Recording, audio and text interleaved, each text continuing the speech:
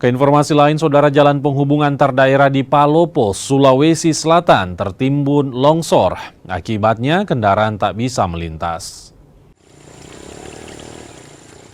Longsor menutup jalan penghubung dari kota Palopo menuju kecamatan Bastem Utara, Kabupaten Luwu, Sulawesi Selatan. Material longsor berupa batu, tanah, dan pohon menutupi badan jalan. Tak hanya itu, pohon tumbang juga menimpa tiang listrik.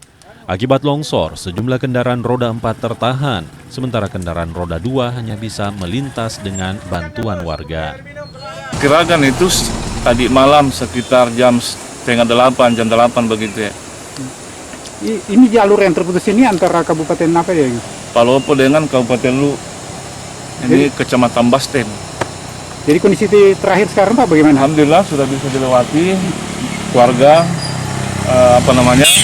kita gotong royong bisa dilewati kendaraan roda 2, tapi masih dibantu dengan didorong.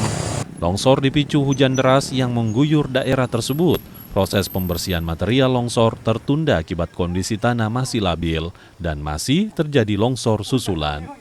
Amran Amir, Kompas TV Palopo, Sulawesi Selatan.